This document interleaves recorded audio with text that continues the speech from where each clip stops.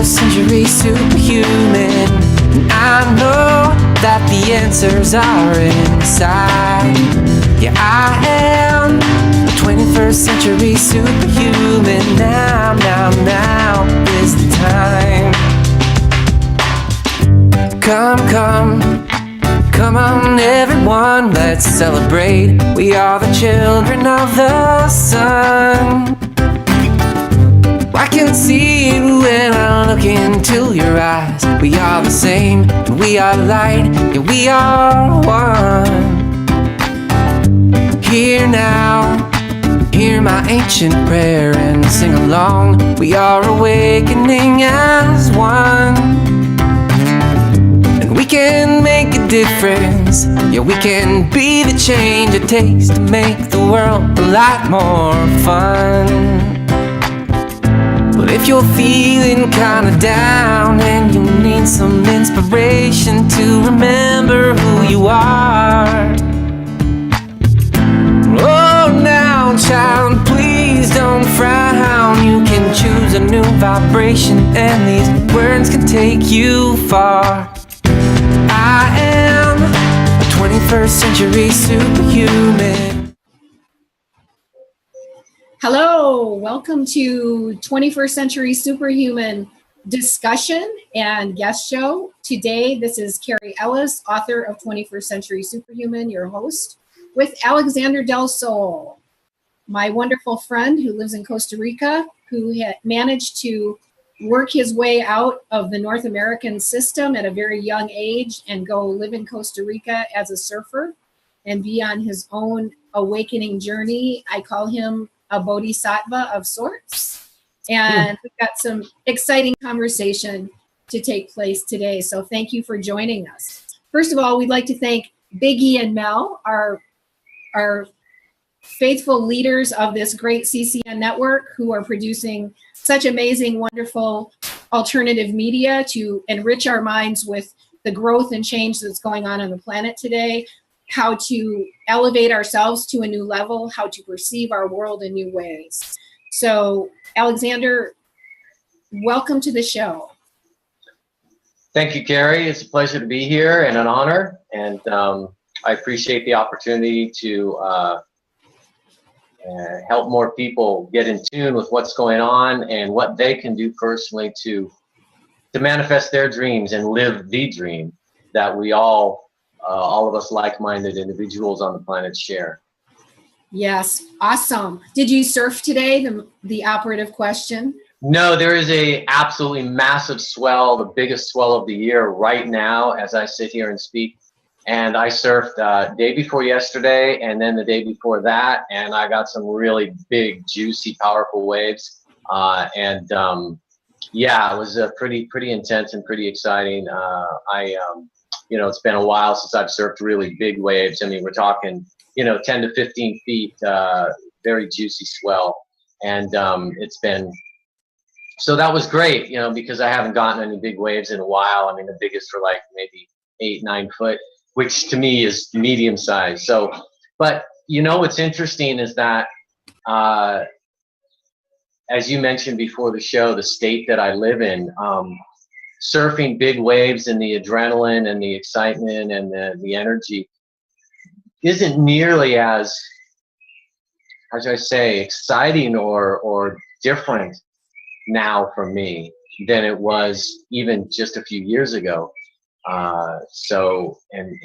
When people tune in to the increasing energies on the planet, to the core of the galaxy, etc., it really completely changes everything about your life. Kind of funny you say to the core of the galaxy, etc., because it's not the way people commonly think. However, I know the journey that you and I are both on, and probably many of the people that are close to us, we do tune into the core of the galaxy. We tune into the central sun. We tune into greater waves that are coming in, waves as in surfing, waves as in consciousness or awareness that are coming in from this incredible universe that we live in and the various dimensions of reality that are here. first of all, I love hearing about the surfing and that you have great waves. And I mean, to think of surfing a 9-foot wave, as you and I were talking earlier, I snowboarded for 14 years out in Colorado, in Southwest Colorado, in the Rocky Mountains, mostly at Wolf Creek Ski Area, which is a really nice wilderness backcountry ski area. But I used to jump off cliffs and, 50-foot cliffs or taller into deep powder, and all the bumps and the ecstasies that come with that kind of thing, which I'm sure you've had with surfing as well. I mean, I remember one time jumping off a cliff when I was a newbie, as we were talking about earlier, and I landed and my knee came up and hit my chin and probably, I don't know, punched a hole in my tongue or something. But, we survive those things and then we go on to do better and be better. So how has that been for you with surfing? I started surfing. Actually, I started body surfing. I grew up in Southern California, and I started body surfing at the age of 9, and used to walk to the beach from my house with my friend, and we used to go body surfing. And then at 10 and a half, I got a board. It was actually a knee board, but I was, a little kid. Excuse me. And that's when I started to learn to actually surf. And I didn't really learn very well at that point, and before the family moved to the Napa Valley at the age of 12. But then in high school, I met a guy from Newport Beach who was much more experienced than me, and we started driving to the coast. And yes, Cary, it was brutal. Learning to surf might even be worse, except for the falls, because I know snowboarding, man, you're not falling on anything soft unless you're in Well, it depends on when you're learning. I learned in a year when there was a lot of ice. Actually happened to learn during an icy year instead of a powder year, and bumped my head a few times. But that's why they tell people to wear helmets when they're first learning. But there is that learning curve, and we're talking about this also in relationship to the quantum thought path, which is our discussion point today, to the spiritual growth and awakening and awareness path, that there's a learning curve. And it's nice to have mentors along the way, or to have, encouragement to help us through those bumps as we grow. It's necessary, really. I mean, I feel learning to surf without, I didn't get any lessons. I didn't take any lessons. It was just me and my buddy, and we kind of learned together, and a couple other people we knew. And it's hard. It's really difficult. And when it's so much easier if you have someone that's experienced, that's, gotten bunched 1,000 times. It's been tossed by big waves and has, gone at, when the sun's set and it's dark and you can't see the rocks and you cut yourself on the reef, you coming in, and, it's much easier. It shortens the time span, the learning span, the time span so much if you have somebody with experience, regardless of anything else they're into. But in that particular goal you have, that particular area that you're looking to, increase your skills and your expertise and your abilities, to latch onto them and to just at least listen to what they have to say. Like, hey, don't paddle out over here, man, because there's this big rock, this big boil, and if a set comes, you might just get slammed on it. You paddle out over here. There's the paddling channel. Just little things like that can save you so much. Right. And it's the same in the spiritual path, because I know what you're getting to. And you offer coaching in both those areas, right? Both in surfing. Yes, I'm a surf instructor. Yes, I'm a surf instructor and a cosmic surf instructor. There you go. I love it. That's awesome. I mean, it's really such a great metaphor. When I went out and learned snowboarding, I had moved to Colorado from Michigan, where there's, very little snow. And actually, I think I moved from North Carolina at the time.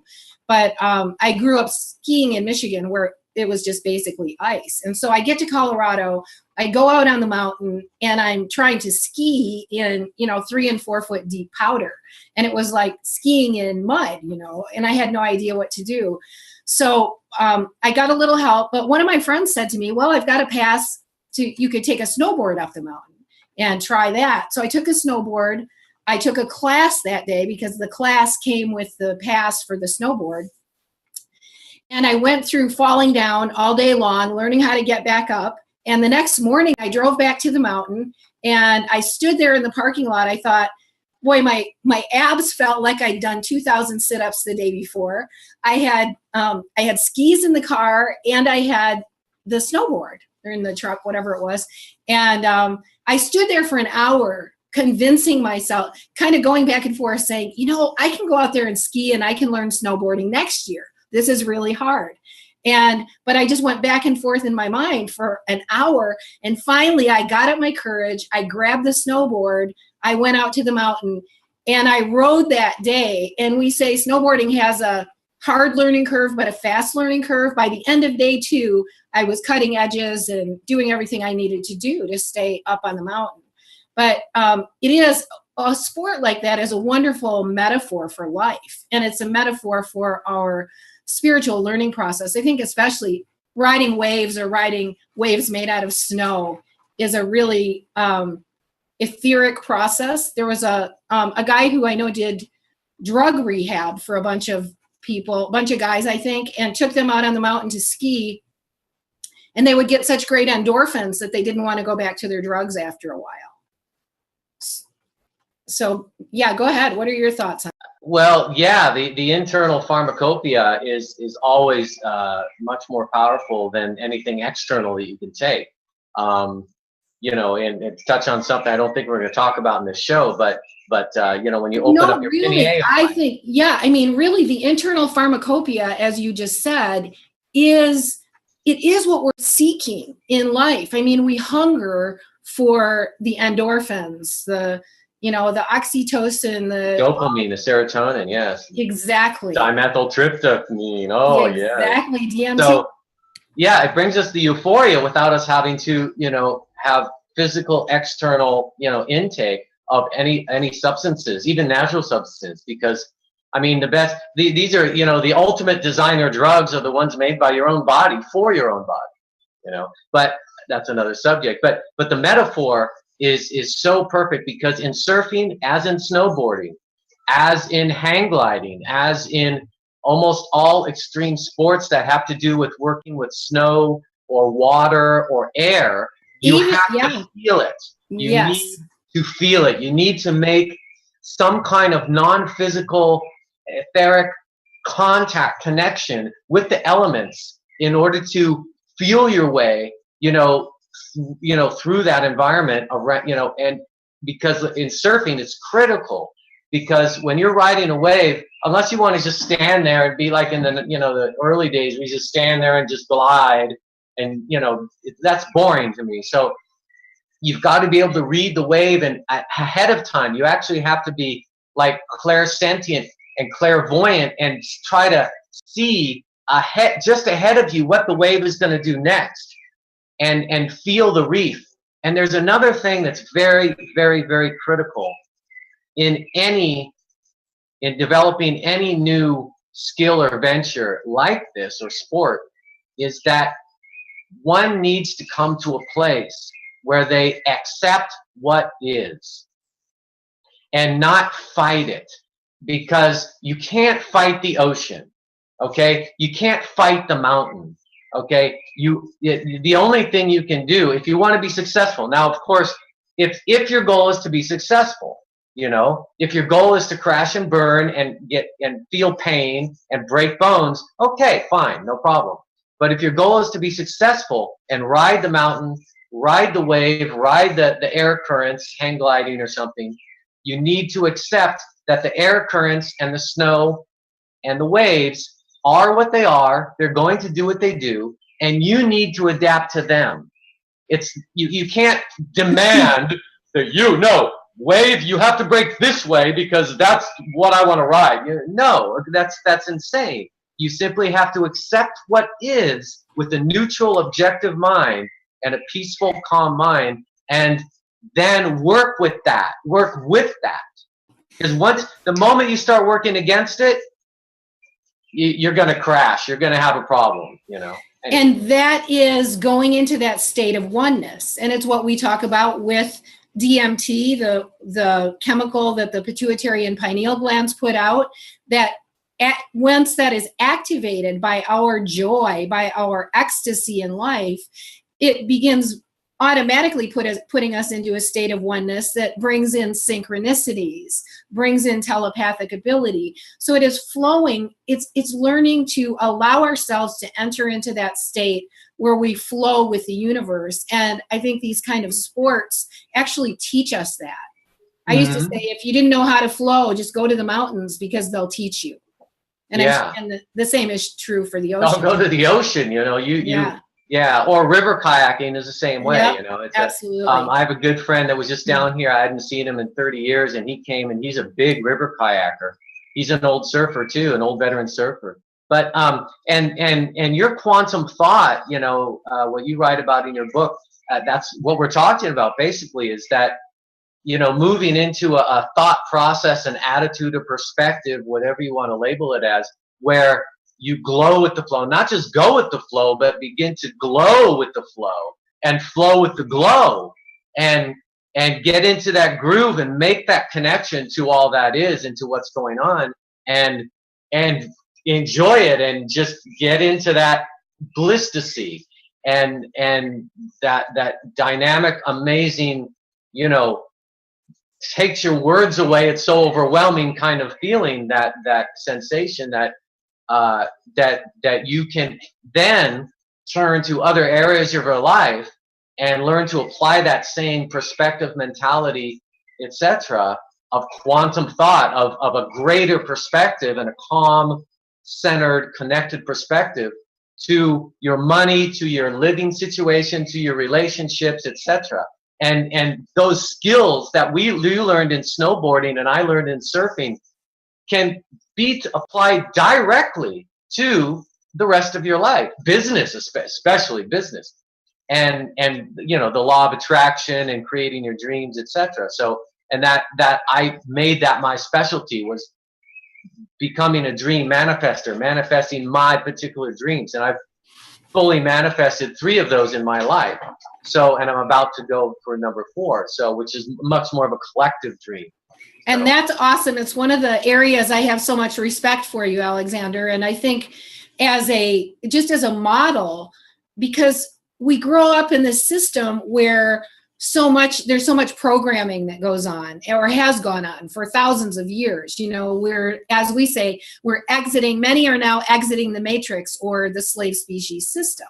And as we do that, we wake up to this aspect of who are we really, and who do we want to be? What do we want to do in this world, in our lives? And you kind of grasped that at a really young age.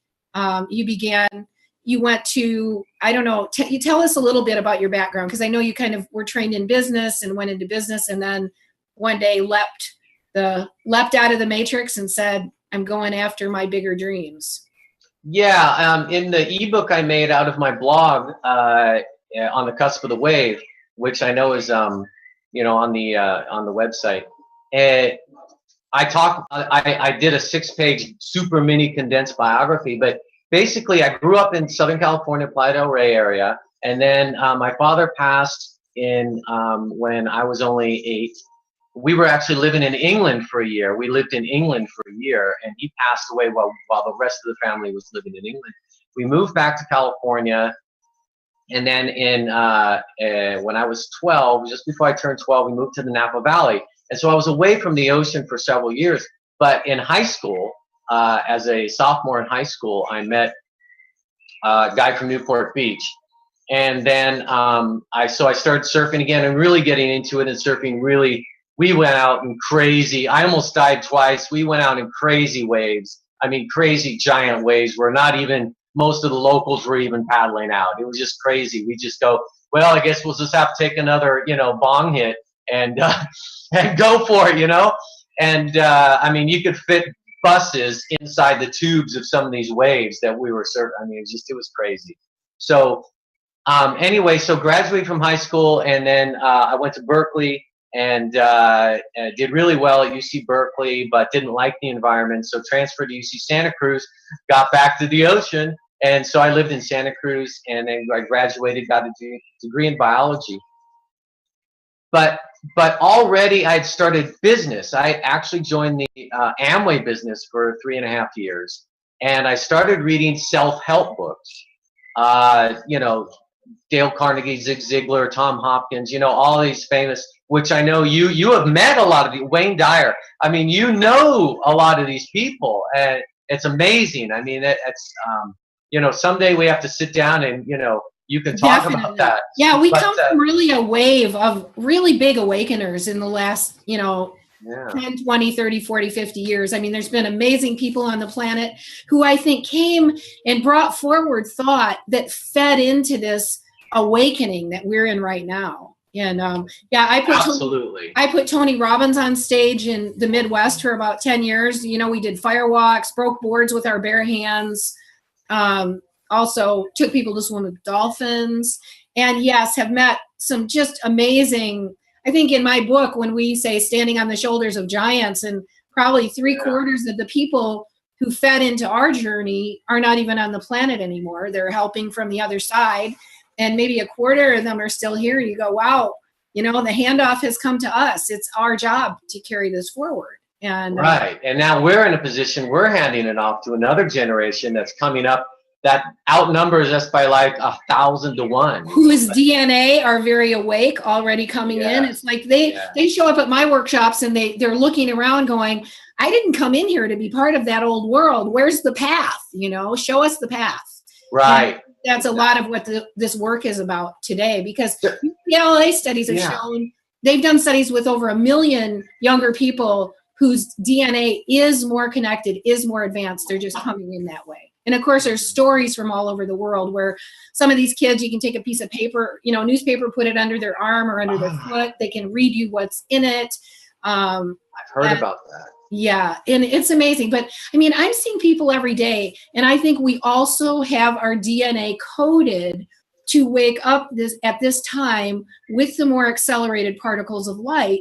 And many people of all ages are having these switches go on at this point, and they're all of a sudden looking around saying, wow, I want to tune into my heart. I want to live a life that's more meaningful. I'm ready. You know, what are the keys and the secrets to doing this? And I just feel so privileged with the book 21st Century Superhuman, which is being called guidebook for these times and one of the most important books on the planet, that we cover a lot of these keys. And then the kind of thing that you're doing, you know, with just sharing your light every day. And really, you and I are part of a pretty big community that's met mostly because of Facebook. And I just have to give thanks for this online connection that has been able to happen between many of us who might never have met otherwise. And we've been able to become really good friends. We've been able to see each other's communication on a daily basis, learn and grow and accelerate our own thinking, because there's literally hundreds and thousands of others now, even into the millions, that are choosing to become awake, to listen to their hearts, to step out of the matrix, we call it. So, yeah.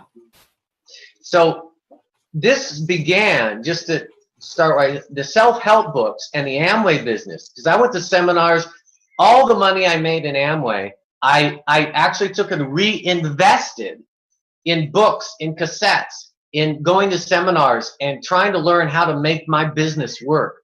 And a lot of the concepts in there were actually spiritual, like the law of compensation, the law or the boomerang effect, you know, the law of increasing returns, and pumping the pump, you know, and, you know, the squeaky wheel gets the oil, you know, the grease, and all these different concepts. And I started seeing connections between like universal laws and, you know, business acumen, for God's sake, you know. But I'm like, wow, this is kind of weird, because I studied philosophy, sociology, psychology, and anthropology, and human evolution, biology, of course, physics, and all these things in university. But I was, and even myths and modern meaning, and I wrote creatively and all these things in these classes.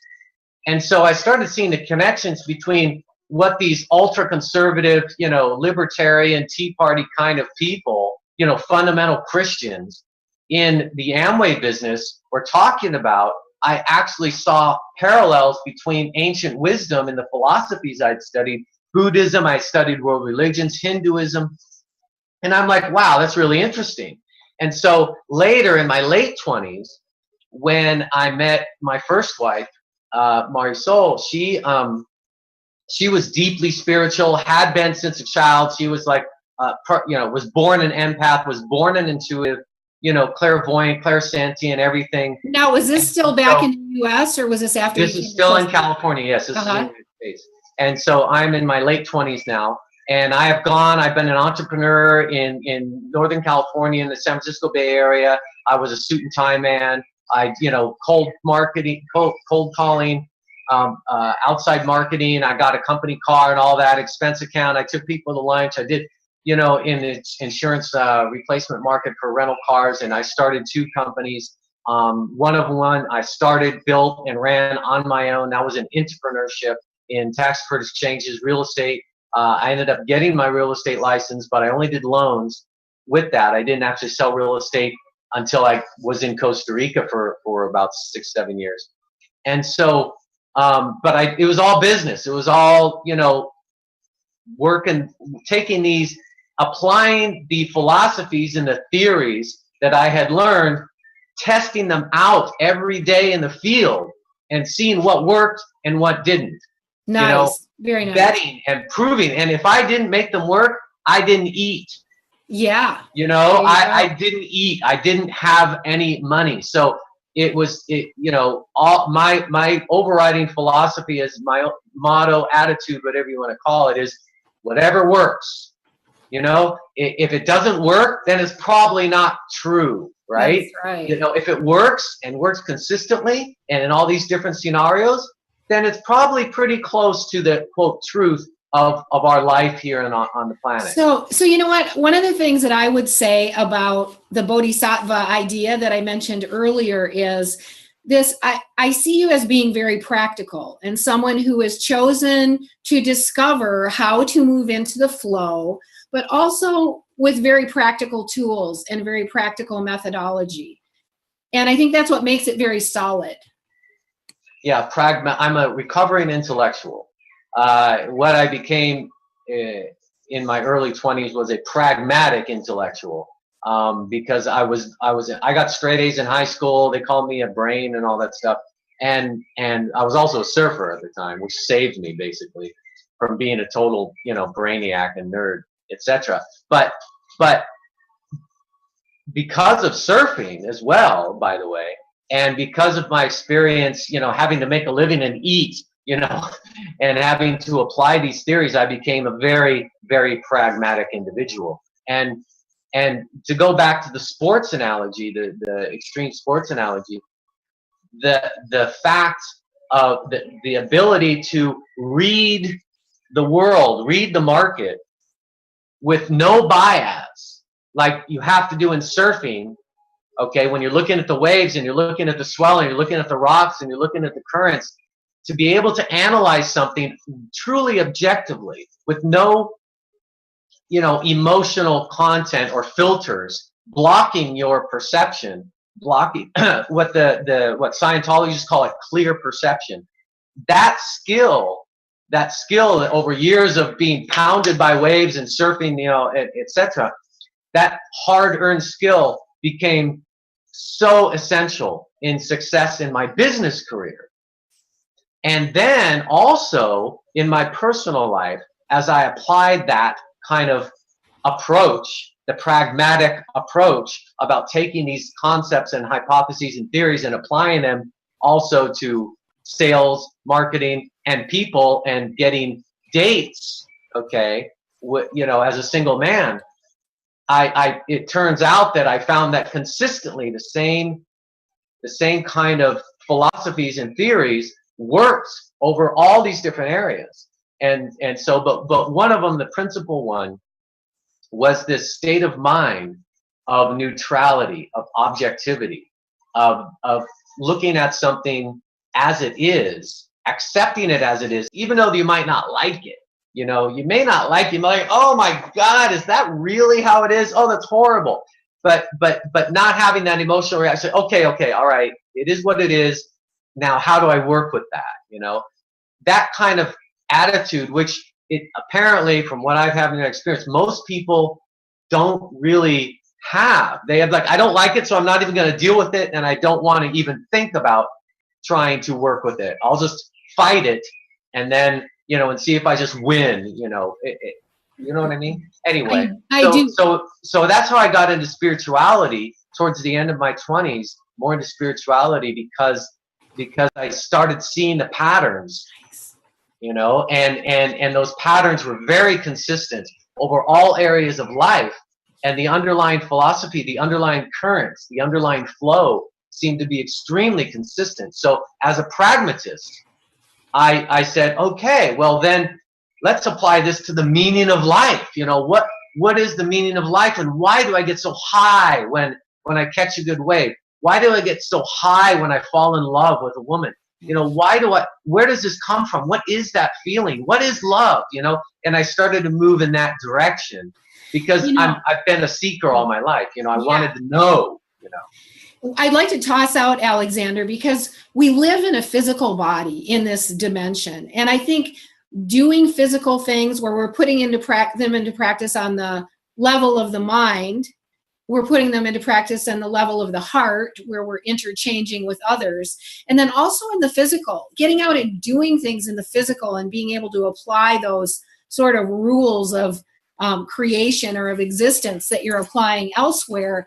I think it brings a nice balance between body, mind, and spirit. And we live in a culture where, in a lot of the modern world, unless people really put forth effort to be physical, I haven't looked up the statistics, you know, how many people, quote unquote, exercise on a regular basis, walk, have a sport they love.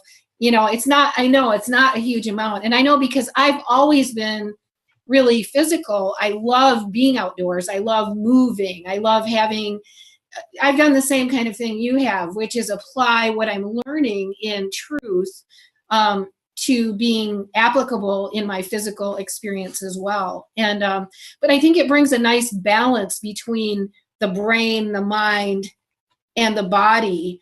It helps keep us moving in a positive, healthy direction. It helps clarify our thought. So even if people haven't up until now, I would encourage, from the 21st century superhuman perspective, this nice balance that comes from having movement along with our thought, you know, that we literally, maybe if we haven't before, start getting out and walking, or swim, or try surfing. I remember one year I had a chance to try surfing when I was about 18 years old, and I didn't want to because I was embarrassed, because I thought I'd look stupid, you know. And if there's one thing I regret ever having not done in my life, it's that, because I could have learned then, you know. And yeah, it's you know what, it's so funny. It's like speaking a foreign language. The foreigners that come here to Costa Rica, that that's and the Ticos that want to learn English, the fear of looking bad, okay, is a horrible fear. And you know, one of these things I learned in the Amway business, they said there are two basic fears. One is they call them FOF and FOP, and you've probably heard of this. The fear of failure and fear of people. And obviously the fear of embarrassment, of looking stupid or looking bad or looking silly, is the fear of people. And now, fortunately for me, unfortunately for many people in my life, I personally have never had a problem looking silly or stupid, because I really have very rarely cared what other people think of me. I just didn't care. I said, hey, I want to learn something. I know I'm going to screw up in the beginning. I know I might look stupid, okay? But who cares? My goal is to learn this. My goal is to have fun, you know, and to learn this skill so I could have more fun in life. So who cares? I'm going to fail the first few times, most likely. And I'm going to look like an idiot, okay? I don't care. So I look like everybody does, you know? And I've taught some lessons to very athletic people. And I could surf lessons. And I see it in their eyes. They're like, you know, their fear is not so much of the ocean. It's they know, I mean, here these, you know, studly guys and these, you know, yoga master women, you know, and just in absolutely prime physical shape. And they get on a surfboard and they just They do. It looks like, a Keystone Cops film. They just fall over and the board hits them on the head. And it's just, and you see their egos just like shrink down in this whole thing. And it's like, and I just say, hey man, it's okay. Everybody goes through this. It's part of the learning process, And this overflows into us talking about quantum thought today, because as we start practicing this new way of thinking, and we're going to delve into that and get into what it is in just a minute here, we have to be willing to be different than we've been, think differently than we have thought before, make mistakes, fall down, get back up, learn how does this process work, how does it not work, and very exciting. And I think having that, being aware of cultivating that courage to try new things is really big with the kind of change that's going on the planet right now, because when we do delve into these things, we're literally stepping out of what the collective thinks is the way, what the collective thinks is right, what the collective thinks is secure, safe. Oh, if you do it this old way that we've done it forever, you'll be just fine. But if you go out there and test the waves, the waves of consciousness, the new ways of thinking, if you go out there and test it, you may fall down. Well, does the world end if we fall down, or do we develop new muscles? I think that's the really big new muscles and skill. Right. Yeah. And the old story, God knows how old this is, you fall off a horse, well, get back on, are you just going to sit there and cry in the dirt? It's a matter of really, we in the United States, at least, I don't know about other countries, but I know that I was raised in that, and everyone that I know was raised to believe that there are shortcuts, that there are ways that you can become successful, like winning the lottery, financially, without putting in the work, without investing your time and energy and effort and money in developing yourself and self-development, But those are rare. Those shortcuts are rare. Well, they're rare. They're very rare. And it turns out studies show that people that do get, quote, lucky. Now, I believe in everything happens for a reason. But the people do win the lottery that haven't put the work in, their internal work prior to that point, usually lose most or all of their money within the first 2 years of winning it. And so it kind of goes to prove that if you don't have the internal structure and wherewithal and consciousness and thought processes and integrity and strength to handle a higher way of living, a higher form, or a more evolved, let's say, instead of higher, there are no vertical scales. It's simply a more expanded, say, then you're going to lose it. You might take a few steps up, but you're going to eventually, come back too, because your own internal energetic structure will, by the law of attraction, will make it go away if you're not sufficiently developed internally to handle that, and it's a really amazing, like movie star marriages, you look at a lot of things like that and you see how they fail after such short periods of time, because one or the other, their self-esteem and their internal energetics don't allow for that relationship to be successful, because they're not aligned, so anyway. So let's talk about quantum thought. Let's do that. I've got just the introduction from 21st Century Superhuman. I'll go ahead and read a couple paragraphs out of that to just jump us into it, and what quantum thought is and how it's really showing up in our world and our lives right now. So this is the intro. Were you going to say something, Alexander? Unmute. I'm sorry. In the next 20 minutes or so, I am going to need to take a short break and get the charger for my laptop. I just want to let you know that, because I thought it was a 1 hour show. So okay, all right. Anyway, so thank you for letting us know. Okay, and if you want to run and get it while I'm reading this, you could, but you might as well either way just tune in. So you know what I'm reading? Either way, whatever works. You can go whenever. Okay, so this is the introduction, the beginning of the introduction from 21st Century Superhuman. It's called A Powerful Destiny. Backed by science and chronicled by the ancients, we are being irresistibly drawn into a surreal and empowering future, promising to carry us far beyond our wildest imaginings. We are now riding the perfect wave into exciting new expressions of health, vitality, love, abundance, and co-creation as we merge with uncensored self-empowerment into a newly created 21st century superhuman world. The possibility of stepping into a higher plane is quite real for everyone. It requires no force or effort or sacrifice. It involves little more than changing our ideas about what is normal. That last quote is by Deepak Chopra. Grasp the magnitude of this. Celestial conjunctions that align only once every 26,000 years are activating our sense of oneness with all things. Earth's magnetics are the lowest in 4,000 years, opening us to transformative shifts as 21st century superhumans.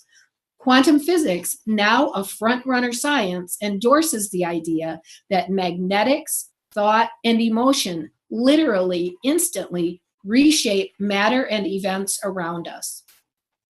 The heart is our most influential sending device, more powerful than the brain, and as we take a deep breath, we realize the ancients were right. The long prophesied shift of the ages is upon us. What if this shift predicted by the ancients, rather than being a fearful cataclysm, guarantees answers to our most burning questions? What if new ways of thinking and being turn painful health challenges, stressful economic struggles, fear, rage, sadness, corrupt banking and governments in turmoil, and environment at risk into our greatest triumph? Let's see. And then we go to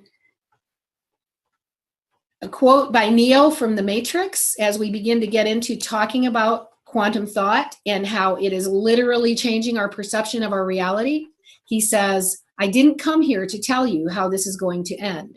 I came here to tell you how it's going to begin. I'm going to show these people what you don't want them to see.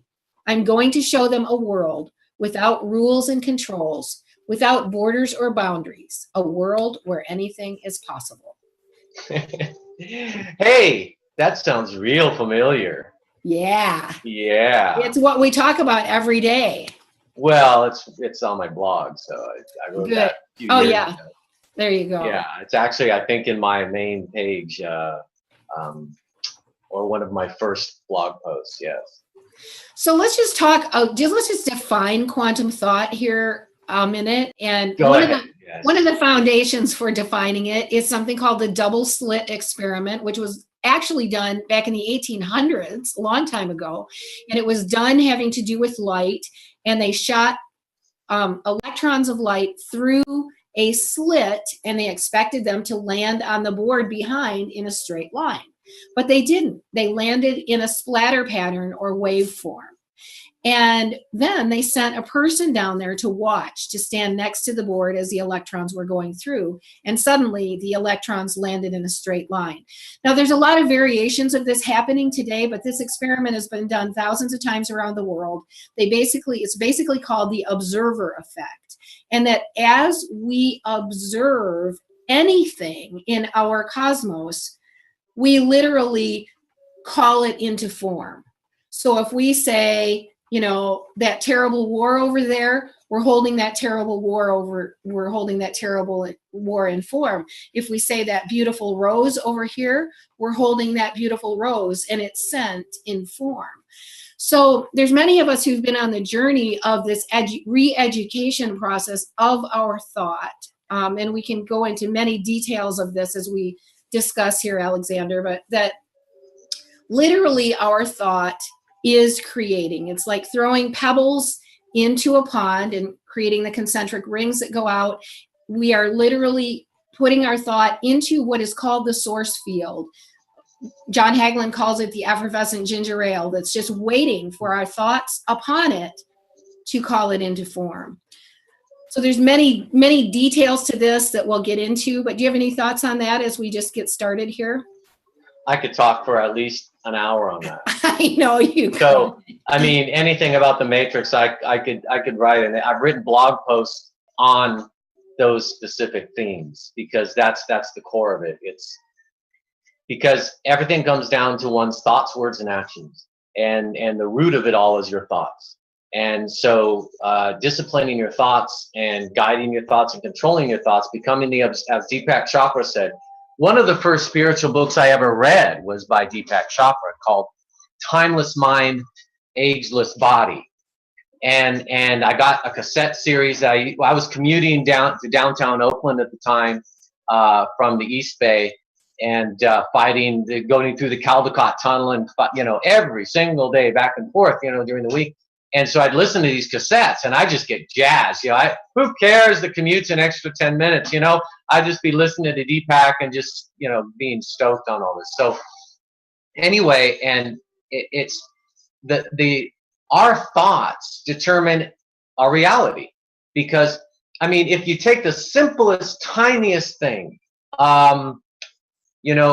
eating breakfast, okay, your thoughts about, well, what am I going to eat? How am I going to prepare it?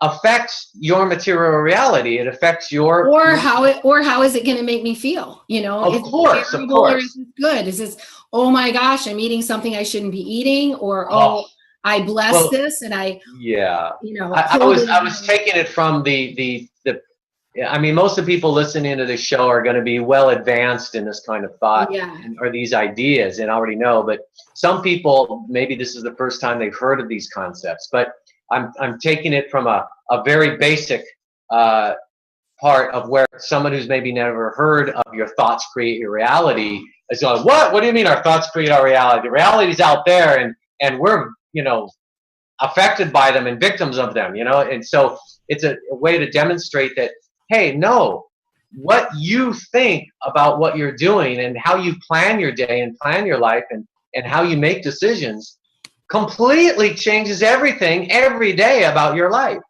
And there's so much to share about this, because Harvard studies have also shown that 95% of our thought is unconscious and only 5% is conscious. So if I think I'm going to make myself a bowl of flaxseed and bananas and almond milk for breakfast, I still may have 95% unconscious thought that comes from my generations of slave species mentality, which contains blame, fear, judgment, hostility, and control, civilization living outside of love.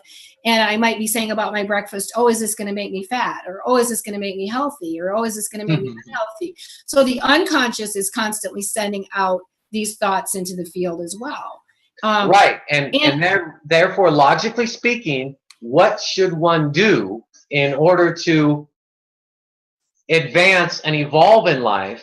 And what should one do? How does one start? Number one, go within. Number two, go within. Number three, go within. Is you need to discover what those subconscious thoughts are, what that programming is. You need to discover that programming. That's why the Matrix is so powerful, because it talks about the programming of all individuals, how the programming to believe that they live in a civilized society, and that they believe that they need money to do this, to do that. The belief that they need to dress a certain way, they need to act a certain way, they need to speak a certain way, they need to behave a certain way in order to succeed in life according to that system, that slavery system. So go ahead. The original thought that we started with on the show today was, you were talking about, well, Alexander, you left the Matrix. You succeeded in leaving the system and building a life, maybe not completely out of it, but mostly out of it.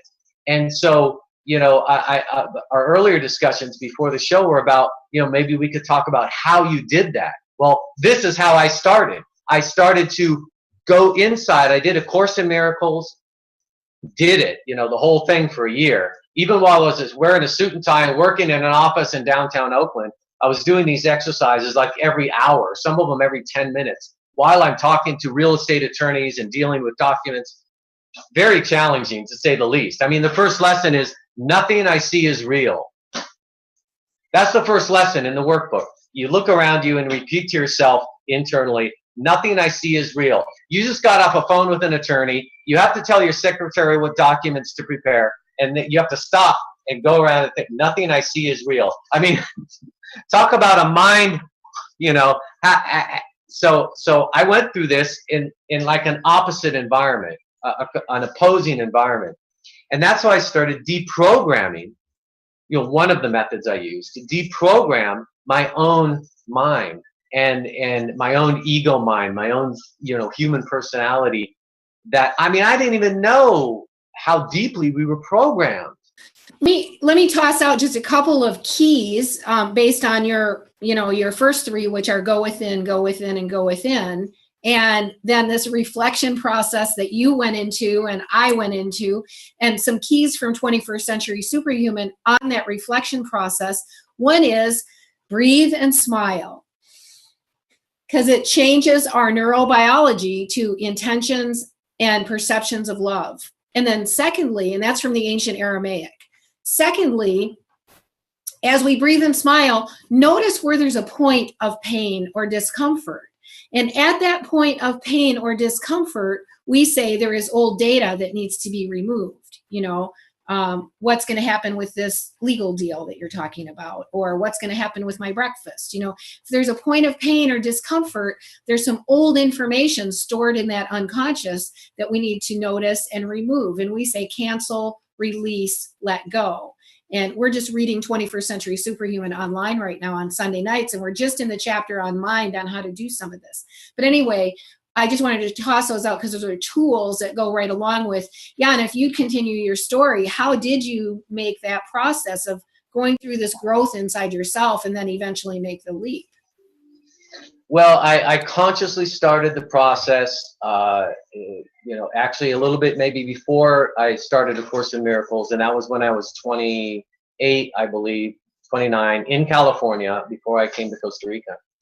And I used other techniques. I read other books, Taming Your Gremlin and other things, and Deepak Chopra. Regarding health and longevity. That book is primarily about longevity and what is aging and why does it even happen, etc. So I was learning about how to apply, you know, and I read, and then after I moved here, about 3 years after I moved here, I had someone refer me to the Conversations with God books, and they talk about discovering your sponsoring thoughts, those thoughts that are deeply embedded in your subconscious. That where, for example, when it came to, like in the Amway business, they even talked about this. You may do affirmations, like remember affirmations, right? I am a millionaire. I am a millionaire. Or, you know, I have a job making $100,000 a year. You know, that is great. But if you don't go down into your subconscious programmed thoughts and your sponsoring thoughts, to make sure that you don't have any contradictory thoughts down there, it ain't going to work. Or it might work temporarily, but you'll lose it.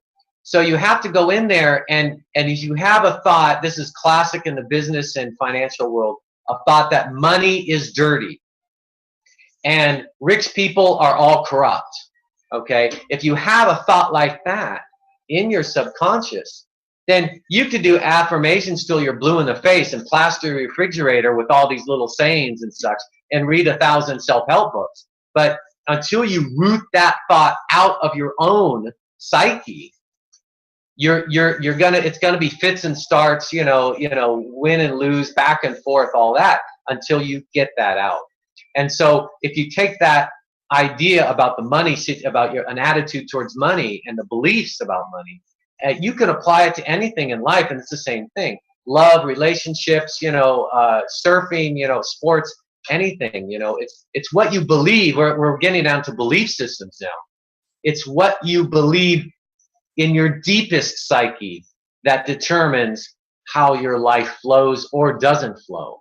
You know, regardless actually of any actions that you are doing on the quote outside.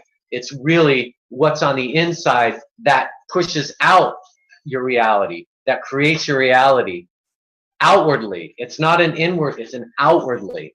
And so it's a reversal of everything that we were taught, and I'm sorry, I can't hear you. What's interesting about what came, this was an early, in this century, the late last century, it was really early thought, doing affirmations. And the movie The Secret came out, and What the Bleeps helped us started understanding that chemical, how our neurology was really looking for the dopamine of the higher sort, such as that created from love and from our own higher thought, but how it looked for other things to answer that, everything from rage and hostility to, literal drugs. But then the other side of that was the affirmation process, which, oh yes, if I just do an affirmation, I've got $1 million in my bank account. But then I have this, this conflicting thought in the unconscious. It wasn't being addressed, but it was a great initiation to this thought process. It's fun to look back and see how we've grown through these levels of coming to understand this. Neville Goddard was an early guy in the 20th century who taught that our thoughts create our reality. There's some great readings by him online. And, there's a number of different places that this has come from, but it's so much fun to see how we've progressed and how really the majority, I think, that understand this at this point are starting to get that it's deeper than just an affirmation. And we do have to clean out any unconscious thought that is resonating within us. I always say in my classes, or if I'm teaching a workshop, so why is it there's a war on the other side of the world? And is it because of those bad guys over there? And they'll say, nope, it's inside of me. It's because I'm carrying war inside of me, or I'm carrying anger or hatred or violence. And, getting to understand this is a pretty big process because we didn't grow up thinking this way. We grew up thinking it's somebody out there's fault. It's their fault. They're the ones doing it. They're doing it to me. They're doing it to the rest of the world.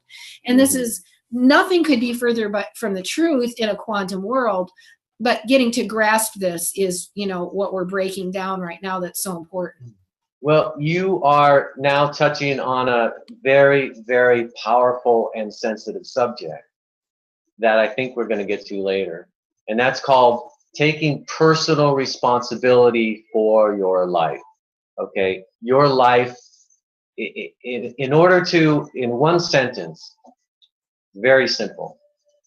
If you want to become self-empowered, then you need to become two things: self-referencing and self-responsible. You need to take responsibility for yourself.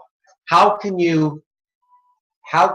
a person conceive of taking credit for everything that happens in their life that's, quote, good, but yet not taking credit for everything that happens in their life that's, quote, bad? In other words, you blame everyone else for all the bad stuff, but anything good happens, oh yes, that's me. I created that. Yes, with my thoughts, words, and actions. I created that new car. I created that nice relationship. Yes. But when something bad, quote, bad happens, that's not so warm and loving and flowing. Oh no, that was his fault. That was her fault. No. She broke up with me, man. No, that was her fault. And again, it's a self-conflicting, dichotomous duality thinking, non-second. It's either full responsibility for everything of your life or just play the blame game. And let's just bring that back to, there is a saying in quantum physics, which is, there is no out there. In fact, this is a chapter in the book 21st Century Superhuman. And it basically means that Greg Braden says the matrix can only mirror to us, or the world around us, the field can only mirror to us that which we're giving it. And we're literally living in a mirrored hologram experience. Now, getting our minds to grasp this, I remember when I first started writing about this, and my friend would come out, who's my contributor in the book, would come out and knock on the door of my van in the morning, and she'd say, well, how are you today? And I'd say, I'm not the same person I was yesterday, because I was getting these waves of comprehension that this reality is being created by me, by the thought inside me, by the energy inside me. It's a huge leap. It's a huge leap from where we've been for thousands, hundreds of thousands of years. And in fact, that was the giving up that we did a long time ago, was saying, I'm not really a creator. It's their fault. You know, at the story has it, Adam says, oh, I didn't do it. She did it. And Eve says, oh, I didn't do it. The serpent talked me into doing it. So it's that point at which we gave up the idea that we were creators, and we just made ourselves, victims of the fact. And, Right. And so this is a big, how do you say when there's a billion people starving to death? Do you need to run to your, to get No, I was just saying it's a huge subject. I mean, huge subject. When very you say critical. a billion people starving on the planet, how is it that is their choice, or that is their thought form creating that? And that gets into the really depths of this. Without going too far into that right now, I'd like to kind of keep tying together maybe the broader picture. I think some of what you were, I don't know. Do you have any thoughts that you would like to carry forward at this time? And I don't want you to run out of juice on your computer either. So No, I got plenty of time. I have Okay. another 15 minutes at least. Okay. I guess you want me to continue with my process, my story? And Yeah, because I think what we're trying to do is tie in an overview of how does this come to us? How does it wake us up? How does it take us that next step? Because once we really start getting this, we do begin living our lives differently, because we're no longer saying, Mhm. well, it's my dad's fault. He yelled at me when I was a kid. Well, it's, I'm just subject to this economy. I can't do any more than what I'm doing, but we begin having to look at, my dad yelled at me when I was a kid because he had World War II PTSD, and because I had some energy in me that said, I need to experience this in order to wake up. Or, my grandfather was a poor immigrant farmer. So yeah, the economy looks poor to me, but this is old data in that unconscious container. So, it's a very, I'll give you an example from my own life. Just recently, I was having just a talk. I was just talking to my now former renter, one of them, and he's a guy. He's in his mid-30s or so, and he came to Costa Rica, and he's a very gutsy guy. He came, he bought a property in the area, although no real paperwork and a lot of faith. And he's very into permaculture. But I said one thing that I call it a belief, whatever you want, but it's something that I've discovered through personal experience. And all I said during this discussion was, everything happens for a reason.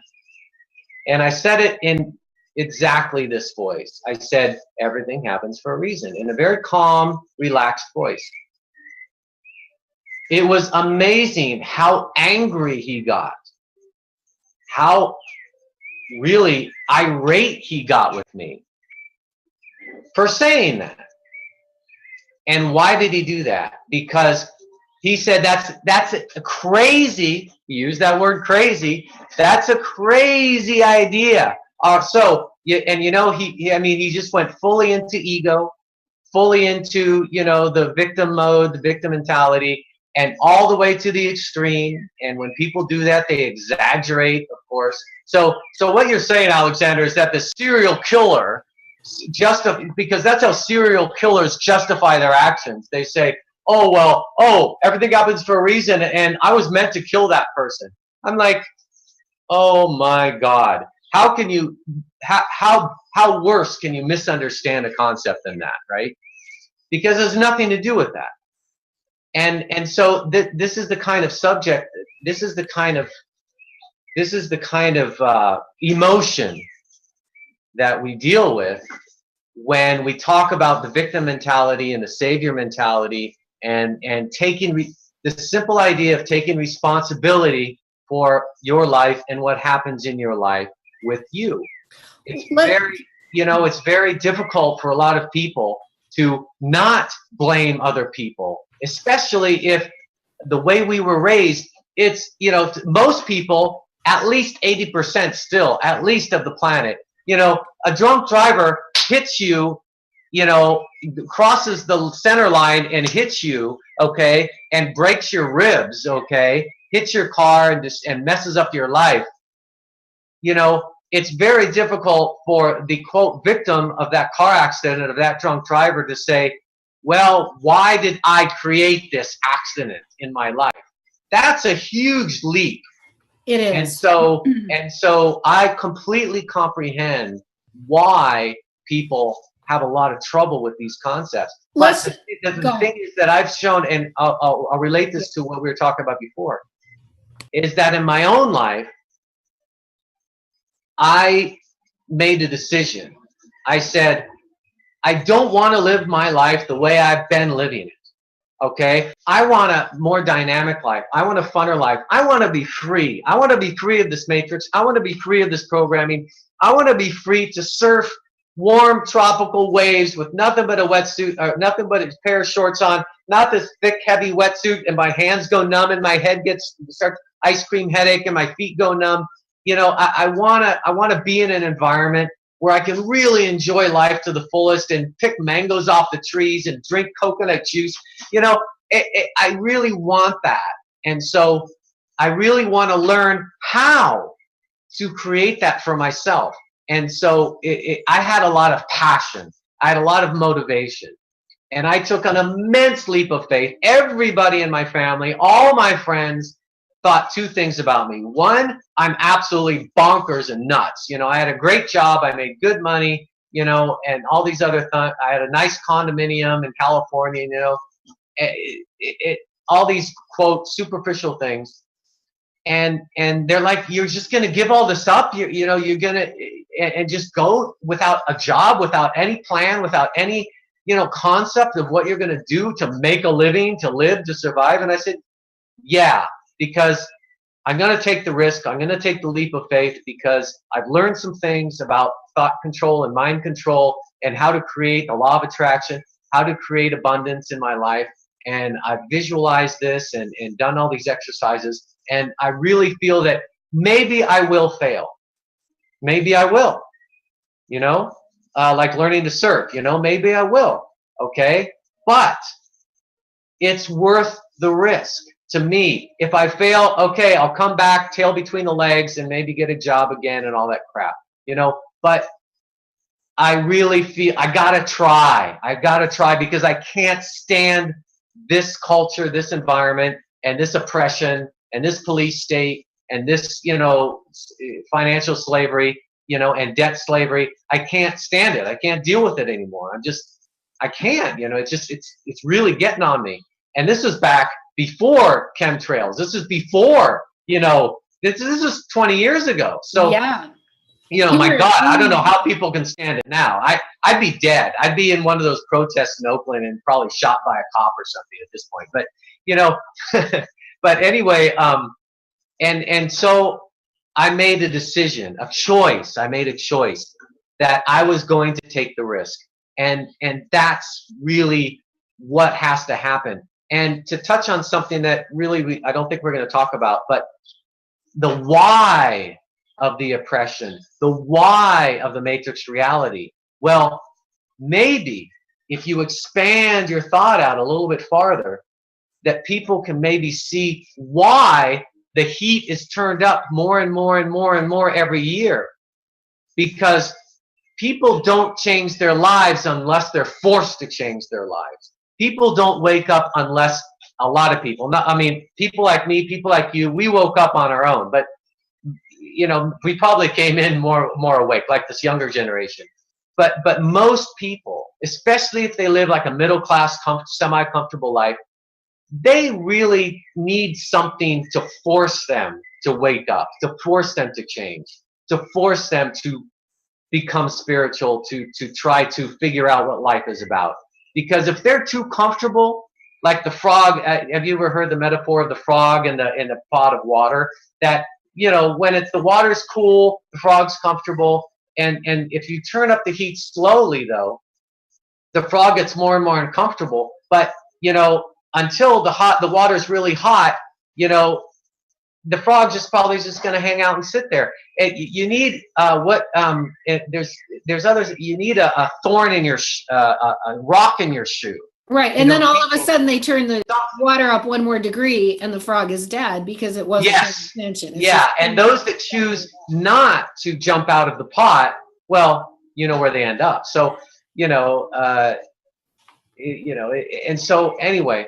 And again, let's just loop back through that and say in the wake up process, this is sort of what I propose in 21st Century Superhuman, is that the field of the source field, the field of source, which Nassim Haramein, the quantum physicist, talks about, that is surrounding us, that is this field of creation, that is, electromagnetic energy just waiting to come into form.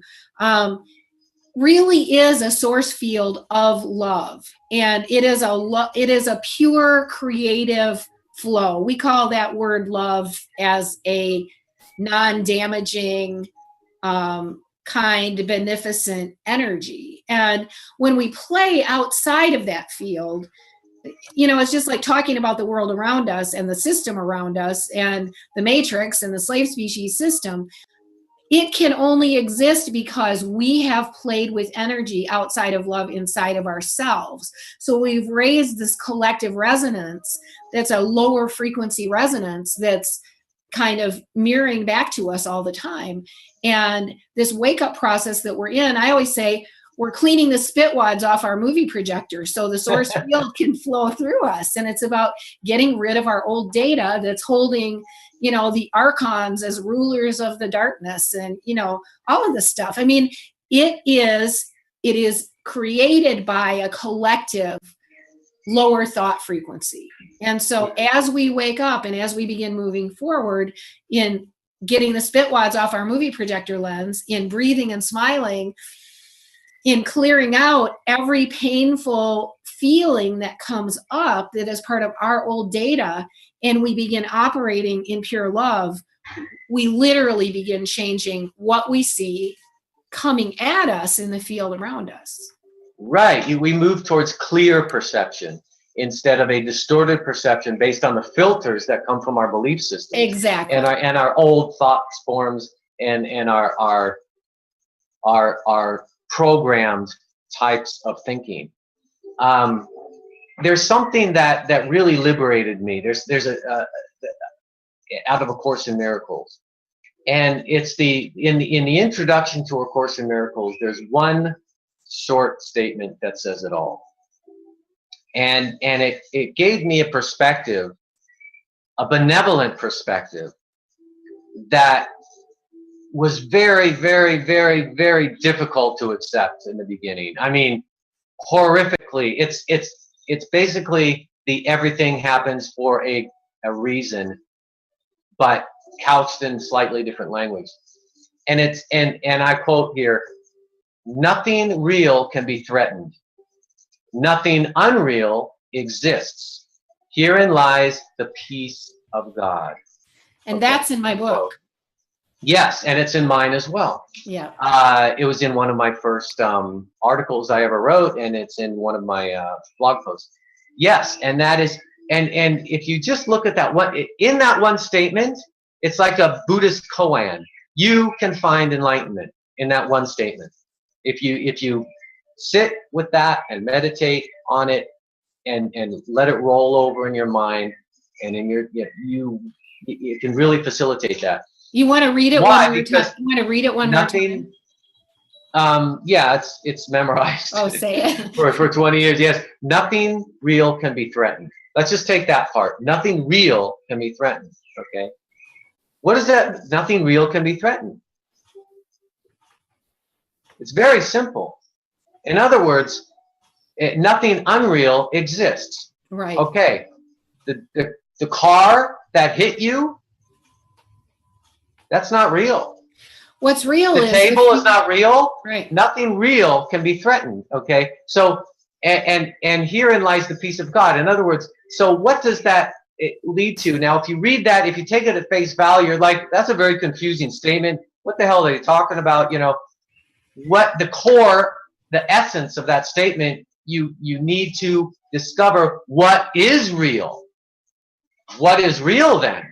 And as Deepak Chopra and Osho and every single luminary in the history of the planet has said, there's only one thing that's real, and that is love. That is spirit. That is God. That is creator. That is the source field. That's right. That, because only what is real, only what is eternal is real. That's right. Okay? What is real, what is truth, and what is eternal are all synonyms. They're all the same exact thing. And that is all there is. That is all there is. And that can never be threatened, because That's nothing unreal can touch it. Nothing unreal can harm it. That's why you could be at the bottom, you could be 10 feet underwater getting pounded by a 20-foot wave, and you can be at total peace.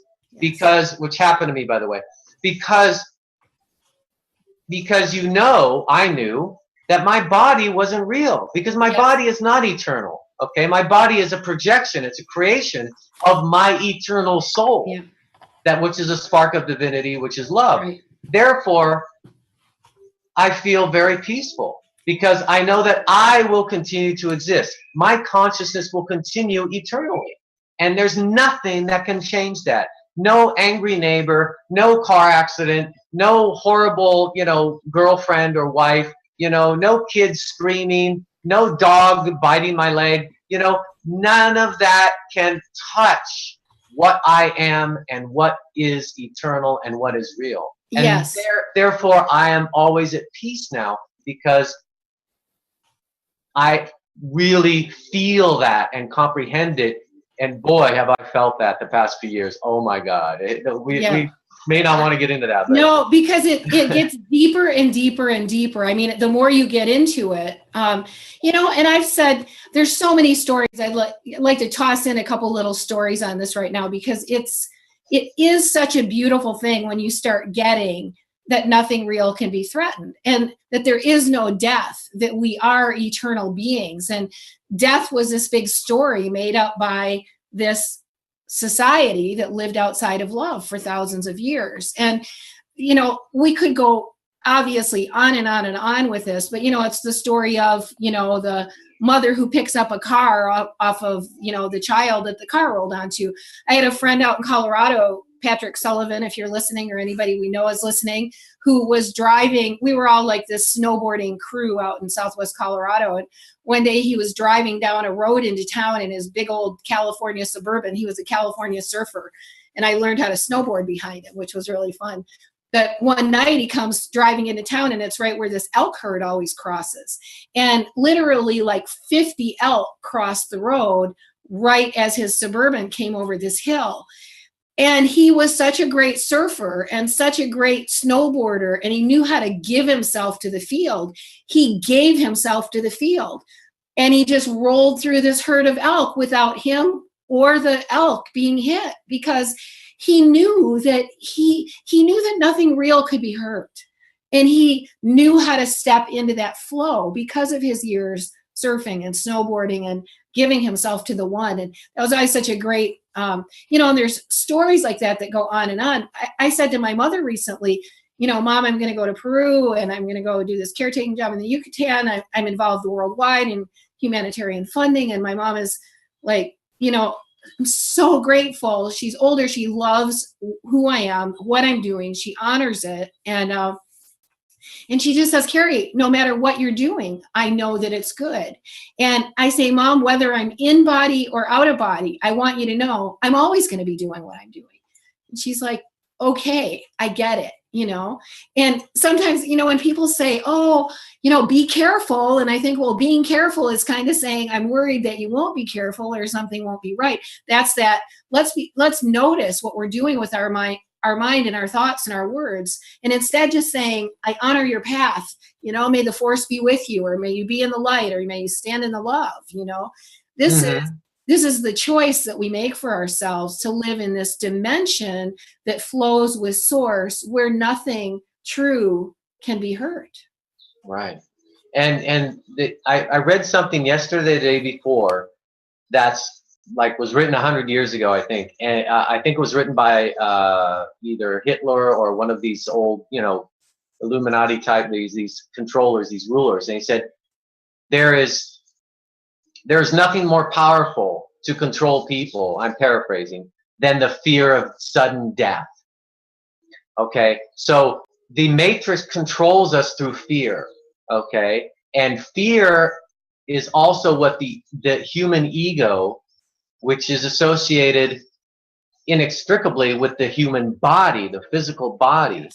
Okay, fear is the basis of the ego's thinking. Why? Because the ego is designed to take care of the physical body, and only the physical body, the vehicle. Okay, so its job is to protect and nurture and find nutrients for the physical aspect of our beingness while we're running around in these vehicles, these physical vehicles. So its thinking is, you could even say naturally fear-based, because all its entire job, its reason for existence, is to keep the physical body functioning. That's it. That's its only job. And reproduction of the physical body, obviously. So when it comes to relationships and food and all these survival issues, the ego's job is to make sure that the body gets food, reproduces itself, raises, the children to reproductive, maturity, etc. I'm a biology major, so this is all reproductive strategies and all these things. That all comes from the ego mind, okay? And that's okay. It's not a bad thing. As a matter of fact, it's a necessary thing. The problem arises when you get a small cadre of ruling elite, okay, that understand how the ego works and how it thinks, and finds the hot buttons and the levers with which to manipulate the masses, manipulate that fear, exacerbate the fear, as in terrorism, etc., and then pass more and more restrictive laws to control more and more their little biorobot slaves that are providing them with big jets and yachts and castles and all these other things. Okay, they have that science down. Okay, so the only way for us to liberate ourselves from the matrix is to liberate ourselves from that control. And the only way to liberate yourself from that control is to liberate yourself from fear-based thinking. And the only way to liberate yourself from fear-based thinking is to learn, understand the concepts that are underlying the way we think, our programming, and then do the process, do the things necessary that only you can do, only each individual can do, is a choice, right? In order to empty out your septic tanks, your subconscious septic tanks, and get to clear perception, and then and put spirit back in the navigator's seat that ego took over many thousands of years ago. See, ego, I mean, I'm kind of going off on a tangent here, but ego well doesn't said. want to play both roles. Ego just wants to play the role it was designed for. It's happiest being the driver, not the navigator. The navigator is supposed to be love. The navigator is supposed to be God, spirit, okay? Like the Christians say, God's will. Let me do God's will. It's in the Bible. What that really means is let spirit take control of my life. Be the navigator. Ego will still be in charge of driving the vehicle, but no longer figuring out where it's supposed to go. Because spirit is like the eagle up above, can see the lay of the land. It can see ahead, the clairsent, the clairvoyance, can see behind, can see ahead, can see to the sides, and has much greater vision. It taps into the collective consciousness and can see ahead. Whereas the ego is in the little car, in the little vehicle, can't see anywhere, just out these little windows, right? And so, the navigator, if you put spirit back there, love, can see much broader and logically just knows better where to go and what to do and what time to go to the store to buy your milk, because when you go to the store at that time to buy your milk, that small voice tells you to, and not when the ego tells you you're going to meet that person that could be your future wife or husband or mate or business partner, where if you would have gone at the logical, linear kind of thought process time, you wouldn't have met them. See? Anyway. That's so well said, Alexander. Really, really well said. I love it. Beautiful. And, that whole concept of we are living in this collective that has allowed itself to choose to be driven by fear. And fear has cultivated a whole dynamic here that is kind of, holding us in its sort of hypnosis, its hypnotic effect. And so it does take a lot of awareness to breathe and smile in every situation, because literally, as the Aramaic is a language, it's an original language that was grounded around the time of ancient Egypt, about 5000 BC. It literally opens up neurobiology in our brain, and this is carried forward in many cultures, such as the Hawaiian, the aloha breath. People meet and they greet they both breathe in, put their foreheads together and both breathe in at the same time to say, I'm greeting you with perceptions and intentions of love.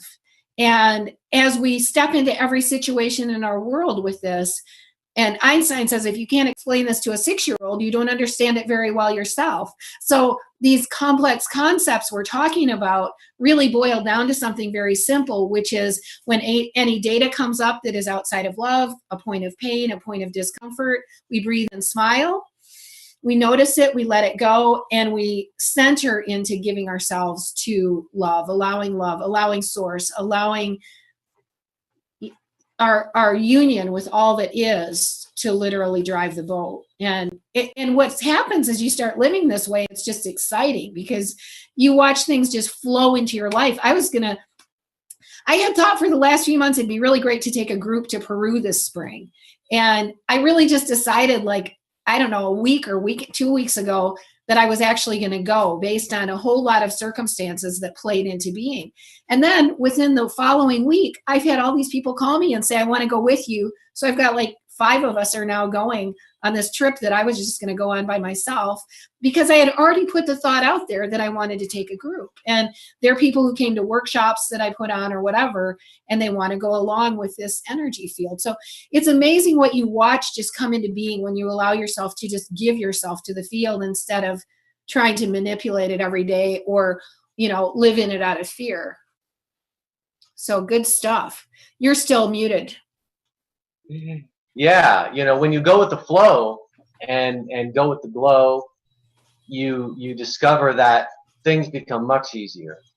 And you breathe, you smile, you relax, and know that you are love. Know that you are eternal. Know that nothing can actually harm you, that which is actually you. Sure, things can harm your body. Sure, things can harm your pets, your family, etc., your finances, but that's all. But nothing can actually harm what is truly you. And so, that comes down to who are we? What are we actually in essence? And I've noticed we haven't gone to any of the. I want to go to your quotes because they're so good. Let me just say too, that it's an unwinding process. I mean, we don't get this in 1 minute unless we do. But it's like in the Tony Robbins work we did, we used to break boards with our bare hands. And when you aim to break a board, you don't aim at the board, you aim through it. And it's the same way with this, this kind of thought. We're aiming through where we've been before. We're aiming to the vision. We're seeing the new earth civilization based in love in creation already. We're seeing our health and well-being in creation already, rather than putting our mind on, oh, what about this and what about that that's in the way. We're holding the vision that we choose to call into being. And what we're seeing too is a lot of us that are doing this, we're seeing people go into this timeless, beautiful, youthful state as well. I mean, we begin removing those things that block our physical health and well-being. And as those drop away, the old painful data that's literally just a blockage to our life force, and we start getting the spit wads off our movie projector lens, we begin coming through in a really radiant whole form, as does everything in our lives. And I have a page I could read if you have to get your power cord. Do you My think? power's okay. It says I still have it looks like at least a half an hour left. So You know what? what? Since we're talking about how we live this and we're really moving into that in these times, why don't you go ahead and start reading something that you pulled together here, because it's so great. And we trade these things on a daily basis. By the way, these get posted. Alexander Del Sol can be found on Facebook as Alexander Del Sol. I can be found as Cary Ellis. I also have a group called 21st Century Superhuman Quantum Lifestyle, and those are really great places to keep up with this stream of consciousness that each of us are putting out all the time. And then our websites are listed on the screen. So feel free to seek us out. Alexander does counseling and coaching, and both in the water and on the land, in the water and in the heart. And in cyberspace as well. In cyberspace, right. On Skype. I have a 21st Century Superhuman team who also are available. So those will show up soon on my website. But go ahead, Alexander. And yes, I've created a new term called self-realization facilitator, because as we've been talking about, and as I've brought up a couple times, it's each individual soul, each individual human being that needs to self-activate, self-evolve, self-develop. So and I just actually on Facebook I saw a quote which I loved and I reposted. It says, I think it was Robert Frost quote. Yes, Robert Frost, that said, I don't see myself as a teacher. I see myself as a waker-upper, and so I see myself as simply a facilitator. I've been a coach, obviously, but and it's the same, like ascension guide / life coach, etc. But or counselor. But anyway, this first one, Sanat Kumara via Jenny Schultz, touches on what we just talked about. So I'll read this one. You are in a most auspicious time. You are embroiled in the eclipse energies that are affecting every living thing, including the earth. How much is dependent on you, your intentions, your drive, and desire to no longer be who you were before? This is not about becoming a new person or leaving your current place on earth. This is about embracing and welcoming who you truly are. In order to do that, you must be willing to undo and move through all that no longer serves. Like we're talking about, leaving behind the old modalities in the old self. You've got to be willing to move into the new. Now is the time to let all that go. Let go of anything that can cause you to feel tension or strife within your body. When a body is full of tension, anger, or anxiety, it is not able to process the codes streaming to the earth properly.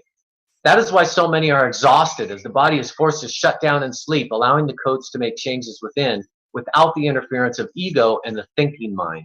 The more you release yourself from the thoughts and behaviors that cause the body to feel tension, the more seamlessly you'll be able to handle downloads without your body having to rest. There is nothing in your world that has not been agreed upon by the highest aspect of self for your learning and growth. Once you understand that all is beautifully orchestrated, even when it seems to be chaos, the more you will experience peace. Once you surrender to this knowledge, you will then become the master creator you are meant to be. Everyone will be or has been disconnected from the old grid and reconnected to the new. We expect this to be completed by April 6th, by the way. Be mindful of your thoughts, behaviors, and routines.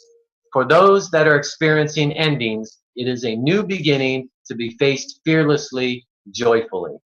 So that came out a few days ago by Sanat Kumara through Jenny Schultz. And that's just what we were just talking about. Alexander. And here's Isa North. Alexander. Yes. Let's just toss out while we're on that first one that you read. One thing that's so cool is we are seeing the collective change. And that's what this talk is talking about. It's actually changing the energy grid around the earth, because so many people are starting to change their thought. I mean, when I talk to leaders, I call them leaders on the front lines on this change around the world, we're literally seeing everybody gets that it is going to happen out of love. It's not going to happen out of somebody killing off somebody else or somebody else getting shut down. The planetary change is going to happen because we've changed inside ourselves. We've cleared out our old data, our old unconscious data. We've cleaned the spit wads off our movie projector lens. We have opened ourselves up to flow with the source field energy. That's the most powerful creative energy in the universe that we were designed to be disseminators of. And because of that, the collective around the world is changing. We call it the planetary grid, which holds the energetic lines that literally hold this holographic existence in form. So that's what is really being talked about here, that there is such a big change happening in the collective that we are part of a shift moving forward. And as we say in 21st Century Superhuman, we're in a place that we get to only once every 26,000 years. We've moved into accelerated particles of light, which mean that we are being stimulated. We're being stimulated to wake up at a greater level. Dieter Broers calls this the greatest evolutionary leap in human history, with the potential as great as when humanity discovered language, that we literally will have changes in our brain matter that allow us to step into an entirely new form of civilization and human actualization on the planet. So, right. And we are the forerunners of that. We are the way showers and the dam breakers and the systems busters. yes. And I don't know if you've read ET 101, the Cosmic Manual, but I know the lady who I love that little book. Yeah. Because it talks about, it talks about our roles, our mission. We're all mission specialists, and it's funny. It was so funny to read some of these missions. The code talkers and it's. She anyway. Actually, the lady who wrote that actually lived in Southwest Colorado where I did. Didn't she write that like 20 years ago? I think. This is in California before I moved to Costa Rica. This is 1990 or 91. Yeah, and I've communicated with her personally a few times. And Zove Joe, also Diana Lupi, she went by Zove Joe in the original publication. But and then she went and worked with the Crystal Skulls for a while or something. But yeah, that little book is so fantastic. And anyway, and Brenda Hoffman has been writing some amazing material lately as well. And this not only talks about what we've done, but it talks about where we're going and kind of a visual description of where we're at. So it's not long, it's actually a little shorter. Could I read this one? Yeah, okay. You agreed to build New Earth Bridge, so you did. Now you are demanding that you'll be allowed to experience the fruits of that labor, so you are. Even though your mountain climb was sufficient to begin movement on New Earth Bridge, to accept the new reality of joy and love for others and yourself, you requested a rapid roll down your green hills to ensure you would fully experience New Earth in this lifetime. The rocks and brambles you recently noted on your path are not the result of some God or universe punishing you. It is that you are expediting your New Earth journey and process, so you requested more energy for that cleansing. Not only do you wish to cross New Earth Bridge, you are planning to live in it before exiting Earth in this lifetime. For most, that last statement means that all you desire will change within a few years. So you must race through all you wish to do, that your time on Earth in this life has boundaries. Allow those beliefs to float in your mind for a bit. Then realize, perhaps with great joy, that as you shift your DNA, cells, vibrations, and frequencies, as you did the past few days, this was during the full moon and equinox, and as you did the past few days and will continue for perhaps as long as you are of this life, there are no guidelines for what is happening. In other words, and this is mine, I just add a little note. We are at the point where we can create our new world with no limits. No No collective has ever done this in the history of the universe. We are at pure creation. You are not a worm or moth. You are an eagle contemplating your next frequency and or dimensional experience. When and if you decide to explore new patterns is entirely up to you. All that was required of you prior to entrance to Earth in this life, our missions, was introducing new Earth. You achieved that goal years ago. So it is that even the sky is no longer your limit. So be it. And I love this post of a few days ago because it talks about how we have accomplished our missions. That's why many of us, myself included, got extremely strong guidance in 2012 and then again towards the end of 2013 during the Lionsgate times. And again in 2014, even stronger, your mission is accomplished. You are done. I mean, powerful, powerful, powerful. And I wrote that in a couple different ways. And our new roles now have come up.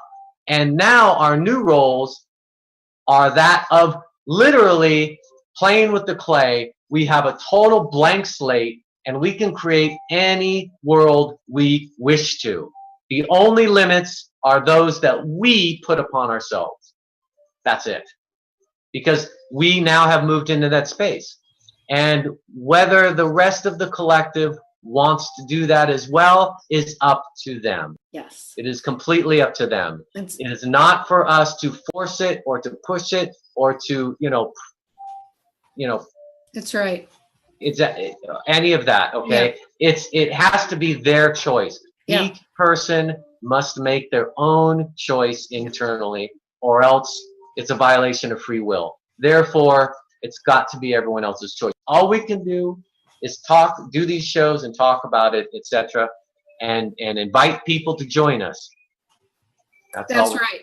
We're stepping. Just keep smiling and breathing and living the dream, Yeah, we're stepping into a new way of being, and it has to do with aligning with our hearts, with aligning with the vision that we're calling in the world, with recognizing that the old horrors of torture and war and starvation are part of a thought form paradigm that we're saying goodbye to.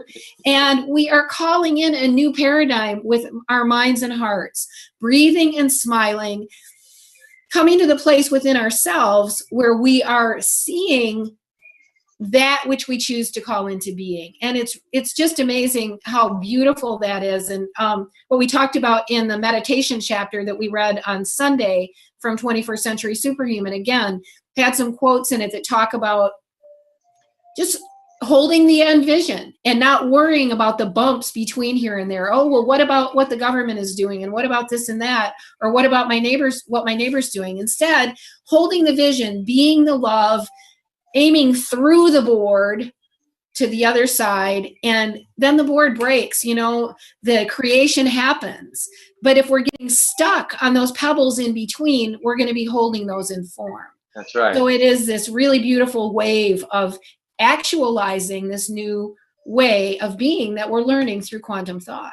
Right, yes. You bring up visualization and focusing on what you want, not on what you don't want, because energy flows where your attention goes. If you only focus your attention on the cabal and the Illuminati and the financial system and the wars and all this stuff, which is what they want you to do, you're just giving them energy. You're giving those thought forms energy. I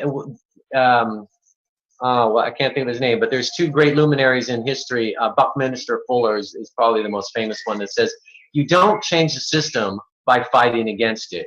You change the system by creating a new one. That's right. You leave it and create a new one. And that was like my guiding principle when, starting many years ago. I came here, I said, I want to be part of the new system. I want to help create the new system, not just fight the old. And, so there's one more thing here about manifesting dreams. We could go into that. Before you jump into that, Alexander, just how about tying up the loop and letting us know how it was for you when you landed in Costa Rica and made Crazy. that leap out of the U.S. and how did that like unfold in your life? Just a couple minutes on that. Okay, a couple minutes. Well, I for Valentine's Day of 1994, I bought my then wife, first wife, a ticket to Costa Rica because we had already decided that we were going to move here together, and that's a whole other story in itself. But so I bought that ticket for her, and she came down first alone.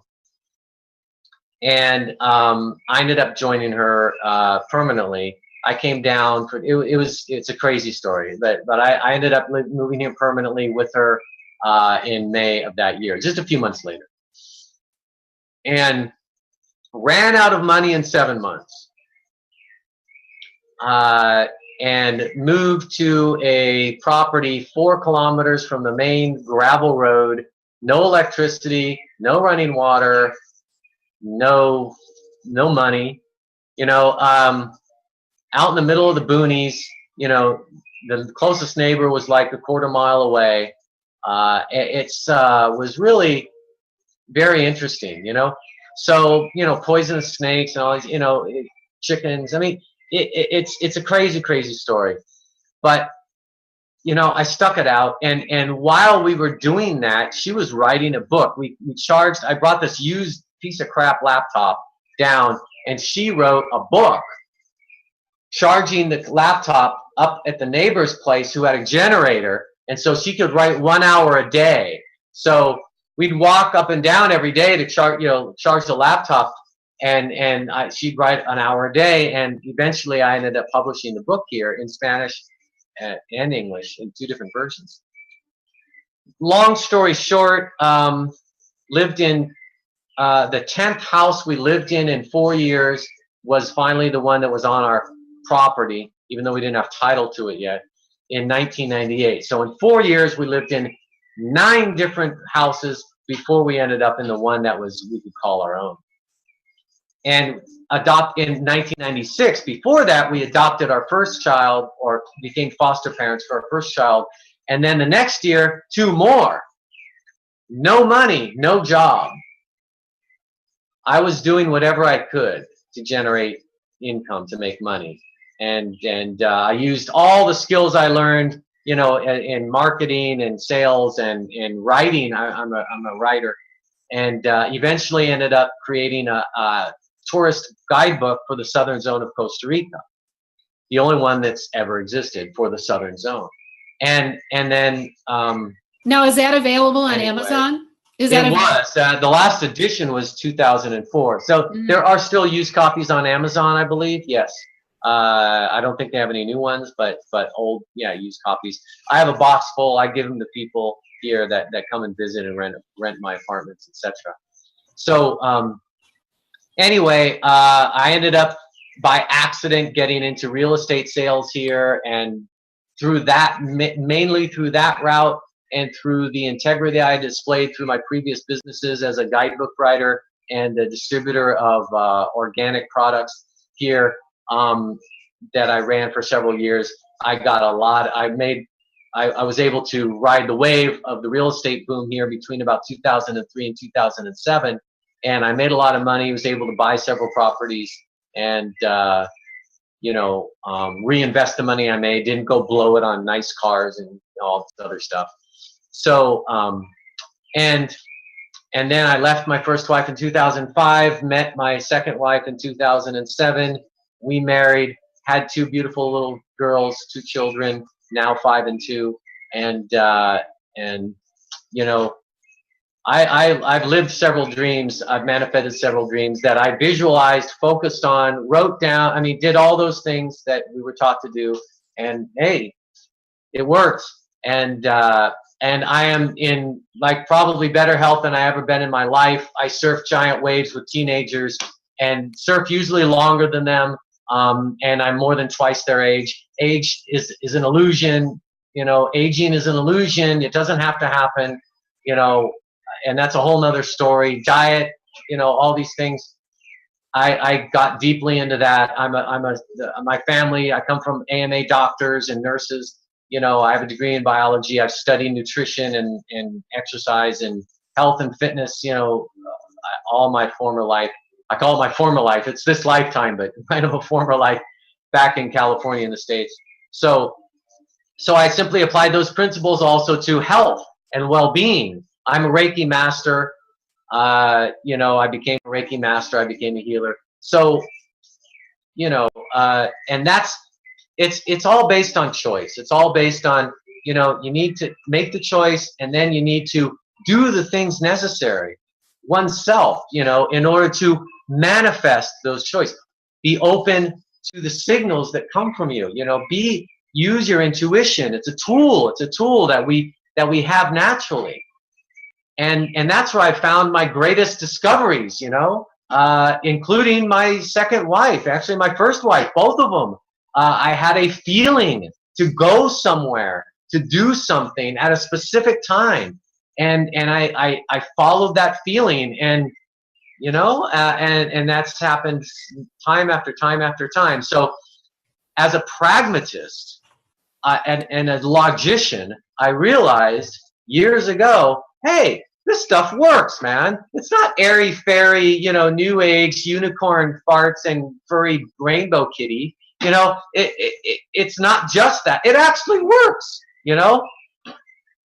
and I've demonstrated that to my family, my old friends, and so they're like, yeah, you are a pretty crazy guy, but we can't argue with what you've actually accomplished, with what you've done, and obviously what you've done works. So you've proven the concept. So now they listen to what I say. They don't just brush it off as, oh yeah, he's talking about that stuff again, Right. They're like, well, it works for him, man. He's made it really work well for him, so maybe it could work for me too, Yeah.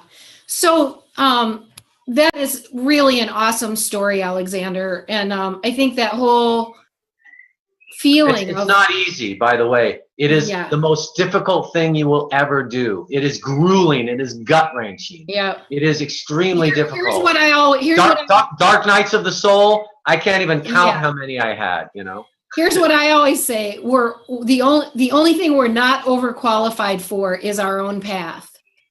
We do all these things in the world that we're overqualified for. I worked in a ski shop in Colorado and did all these different things, but I was overqualified for everything I was doing. When we really step into our own heart, our own soul, our own intuition, we go forward with the courage and the guts and the glue to say, I'm going to listen to my own heart above all else. Then we are challenged to our utmost. And that's really beautiful. It's just it hones us. It's like the diamond in the coal, mine. It's like getting honed by the pressure into this beautiful being that we're designed to be. How do you fabricate the sharpest, strongest swords in the hottest of fires? That's exactly right. Yes, and how do you make a diamond out of coal? Pressure, fire, heat. Right. And it's an ancient way. It's in the material realms, at least. It's really the only way. Yeah.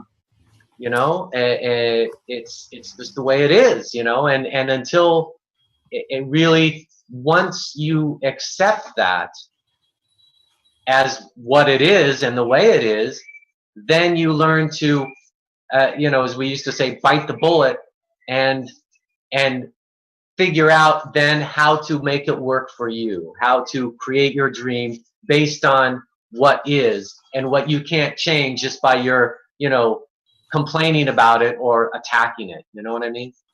Yeah, I always say the only true compass is the heart.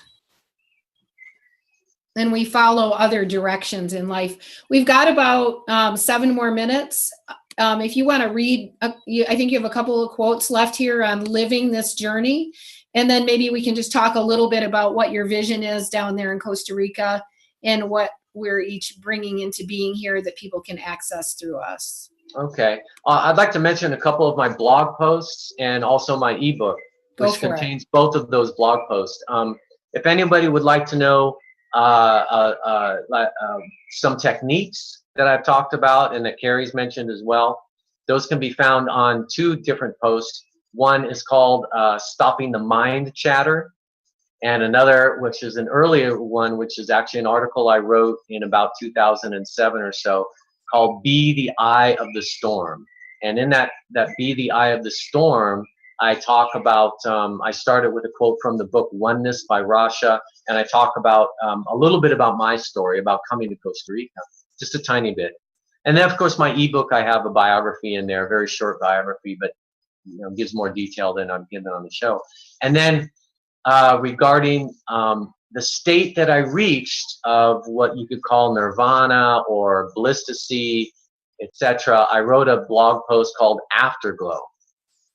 And that one tries to describe that state of being of deep inner peace and joy and bliss that the Buddhists would call maybe nirvana, and the Hindus might call samadhi.